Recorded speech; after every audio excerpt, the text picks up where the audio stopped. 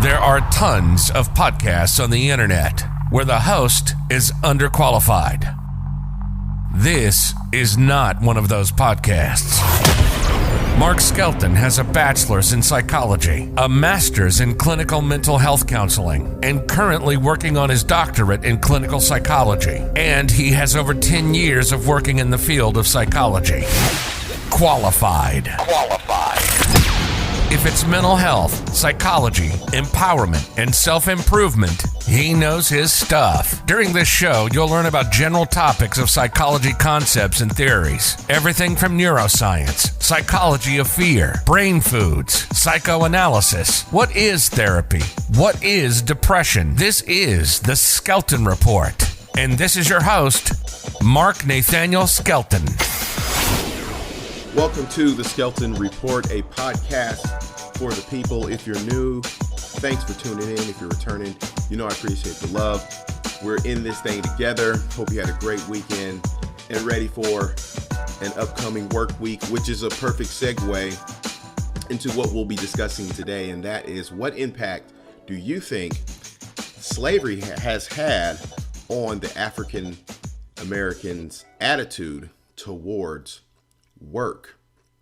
Can events of 150 years ago still impact us today? That is the subject matter as we continue the Exodus theme, the psychological study of the liberation and the individuation of the Black mind. Currently, we're in the book Breaking Chains of Psychological Slavery by Dr. Naim Akbar. Disclaimer, I'm not a spokesman and or interpreter of his works, but I think it's so important that we in our community lift up some of our experts and individuals that's gone before us to help make sense out of our experience. So as we're working through this book, we are in the section now that talks about how our attitudes toward work has impacted how slavery has impacted our attitudes towards work. And I had a thought come to me this morning I want to share with you, just keep it with you as we move through these series, and that is that the mind is behavior concealed and behavior is the mind revealed. All right, so I know we've heard those in church settings. That's the little spin I put on. I want you to keep that under your hat as we move through our talks. So let me build the case for our topic. Basically, Dr. Akbar says that scars of slavery can be passed down generationally and still have an impact on our social and mental life. He feels that a lot of psychologists and sociologists have failed to attend to the problems in our mental and social life that find their roots in slavery. Okay. I see this a lot in research articles. Like, once again, I'm in school, and a ton of the articles I have access to always show us on the lower end of the totem pole, always saying that, we're doing bad in this area of life or this arena of life, but they don't take into account that a lot of stuff has happened to us. All right. And you can see stereotypes in movies. And that's what I want to highlight, is that we're not just genetically inferior or just less than. A lot of things has happened to us in the past that if we don't acknowledge those things, all right, we won't understand how to change them. And he also states, and which I like, is on page 3, we need to understand this information in an effort to be more aware of it in order to change it. Not, this is what he says, not to cry still tears of the past, nor to kindle old hatreds for past injuries, but is to learn from the mistakes of yesterday to enlighten the path of tomorrow. All right, remember, once again, the individuation, that's the healing piece. So in the medical model, you have to diagnose something first, and that's what we're doing, is helping you understand it, and then you treat it. So talking about these points are just a starting point, not the end. It emphasizes that a study of African American psyche should include a psychohistory, all right? And that is, how has events in the past affected your psyche and your psychology today? So the three main points that we're going to talk about today are forced labor, the psychological impact of the forced labor, and some of the lingering effects And let's go ahead and get into slavery and forced labor. So what I'm getting from his section on work, okay, it says one of the attitudes which has been passed to us from slavery is the rather distorted African American attitude towards work. And basically, got some observations from the readings. And what we can see, what's been highlighted is Dr. Akbar states that work was a daily chore beginning in early childhood and continuing until death or total disability. He cites Kenneth Stamp, who is actually a white historian, well known for his work on slavery and Civil War, and he actually advocated for African Americans. And this publication, a 1956 publication known as A Peculiar Institution, he states that except for certain essential chores, Sunday work was uncommon but not unheard of if the crops required it. On Saturdays, slaves were often permitted to quit the fields at noon. They were also given holidays, most commonly at Christmas and after crops were laid by. So the work had to be done first. Another quote that was provided is, this is just to give you some context, was by Frederick Douglass, an ex-slave and abolitionist. In his work, My Bondage, My Freedom, he states from 12 o'clock, that's midday till dark, the human cattle, remember we're talking about chattel slavery, we was deemed property. The human cattle are in motion, wielding their clumsy hues, turned on by no hope of reward, no sense of gratitude, no love of children, nothing, save the dread and terror of the slave driver's lash. So goes one day, and so comes and goes another.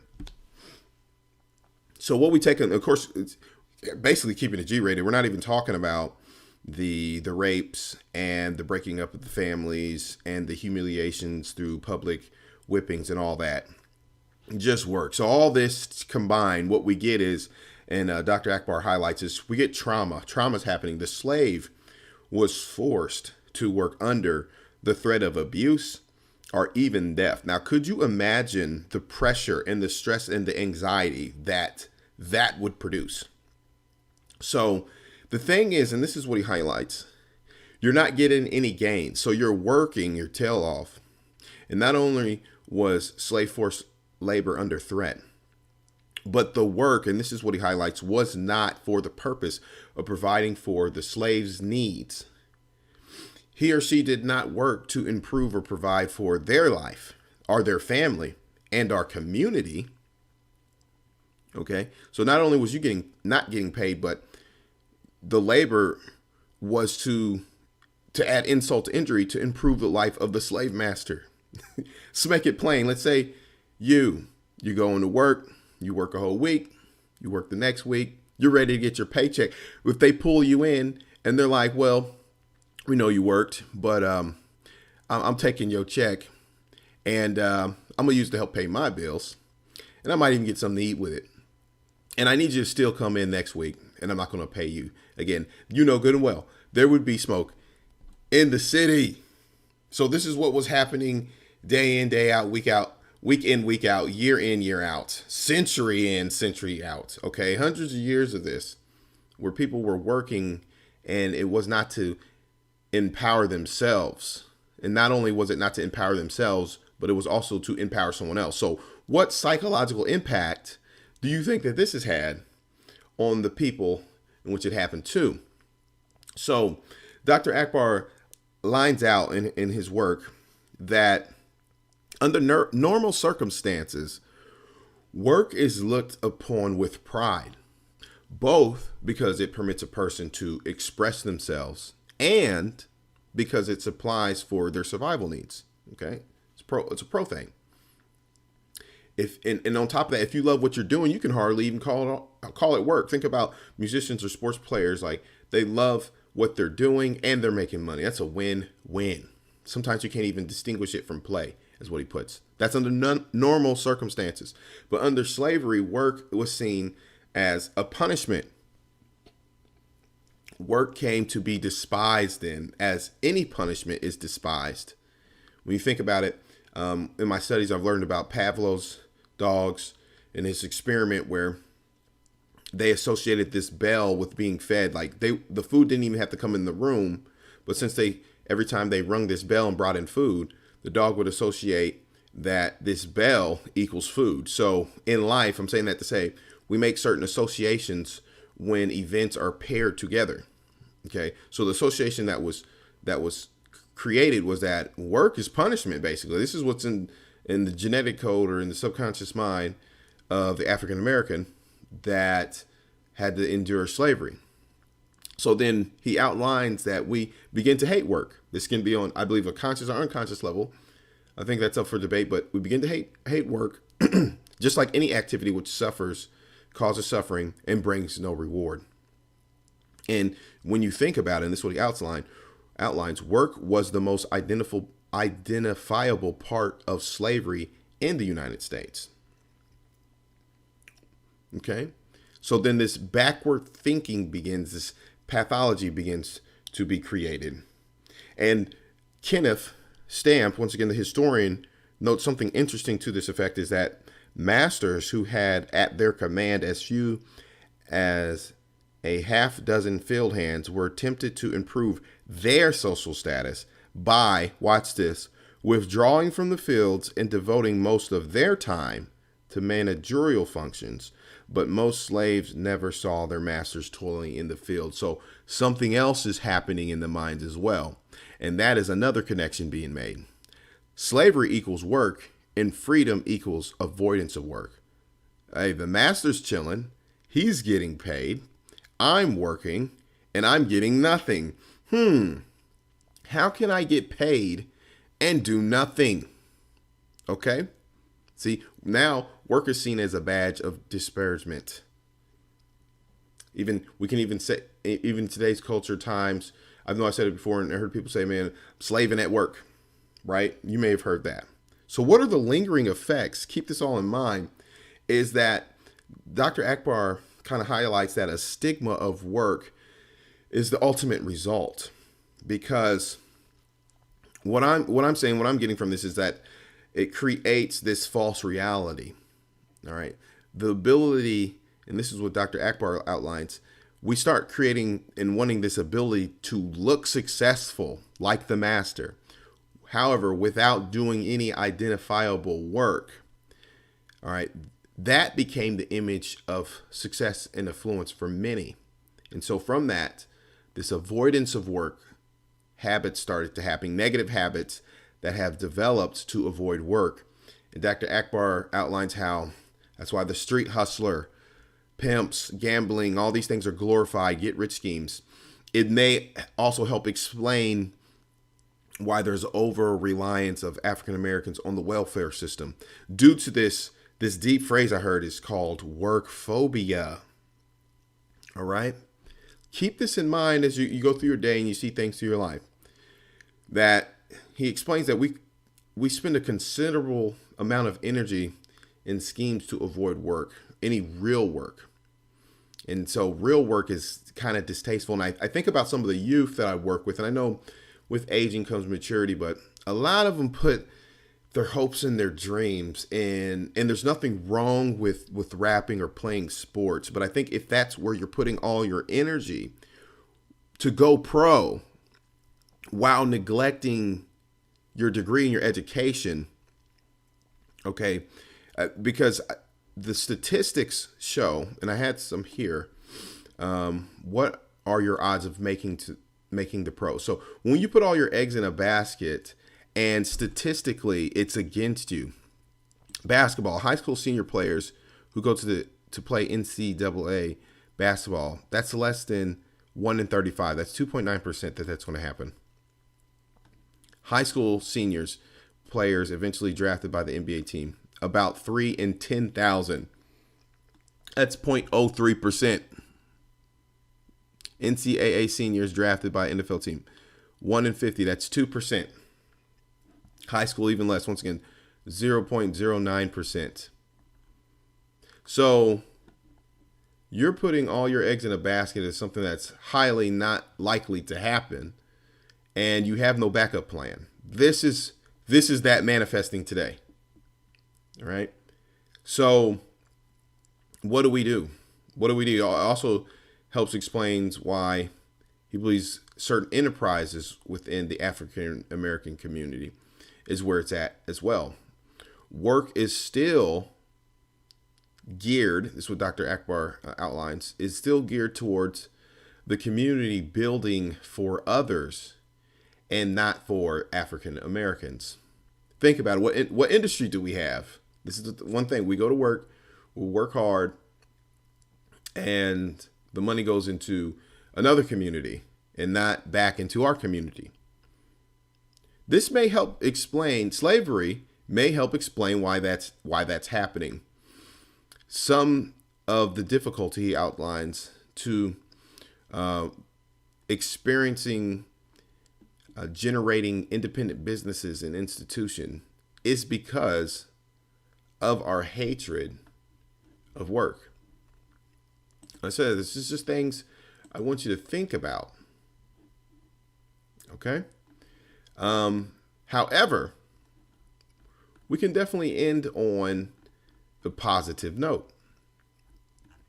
And that is, I've seen some statistics recently, and basically it seems like we're waking up to the facts. So WBUR, which is, I believe, Boston's NPR, had a study that black entrepreneurs start businesses at higher rates than other groups. Analysis finds. This is from August 17, 2020. And so what it states is that black entrepreneurs start businesses at higher rates than other groups and have high rates of female entrepreneurship, according to a new analysis by research at Babson College. Basically, the research shows consistently higher rates of entrepreneurship among black Americans. On average, from 2014 to 2018, about 20% of the black population in the U.S. started businesses, compared to roughly 12% of the white population and nearly 13% of the Latino population. This is what the analysis found. So I say that to say, because once again, I hate perpetuating just negativity and not presenting a solution. I think what's happening is we're beginning to wake up, which is a very good thing. And what we have to do is we have to acknowledge some of the harm that's taken place to us in the past and see how that's getting in the way of our success. And this is just one area that may help explain this dynamic of what is taking place. So Dr. Akbar states on the last section of this section, last paragraph of this section, is that it's important for African Americans to know that many of our attitudes towards work are a result of our slavery experiences. These negative experiences associated with work continue to function as unconscious influences, and we discussed what that meant in our first talk, on us, that makes us respond in ways which may be contrary to our conscious intentions. It's unconscious is just what you're thinking and hearing right now. The conscious mind, the unconscious, is things that you're unaware of, but they still influence your behavior. Awareness of these influences and their source begins to free us from their effects. Our slang, our songs, our jokes, our attitudes are transmitted from one generation to the next, and they preserve these reactions as if they were acquired yesterday. So you got to remember, trauma is, I learned from a specific training, EMDR, that's eye movement desensitization reprocessing, that deals specifically with trauma. It's evidence-based. And we learned that the past is in the present if you never deal with it. So this is just a food for thought, something to consider. And I want you to stay tuned, have a good week, keep this stuff in mind, share it with someone. And next week, we're going to talk about property from his book. The slave was permitted to own nothing or very little. And the question I want you to think on during this time, also get the book. Once again, it's on Amazon. You can get it from anywhere from $11 to $20. It costs you nothing. And It won't cost you much. And I want you to think about how slavery has impacted our views and attitudes towards property. That's all I got for today. Got a jet, got some studying to do. Have a great week. I hope this was a blessing for you as it was for me. And I will catch you on the next go around. Peace. You've been listening to the Skelton Report. Mark is an expert in mental health, psychology, empowerment, and self-improvement. This show is informative about science, research, and literature within professional psychology. If it's neuroscience, psychology of fear, brain foods, psychoanalysis, diving in depth about therapy and depression, and speaking to stigmas and issues within the minority and church communities. It's all here. We hope you enjoyed the show, and we hope you got some practical and useful information. We'll be back soon, but in the meantime, follow us on Twitter and Instagram at Skelton_Neuro. Check out the website at SkeltonNeuroCounseling.com. And if you have questions or comments, email Mark at SkeltonNeuroscience@gmail.com. Till next time, this is the Skelton Report, signing off for now.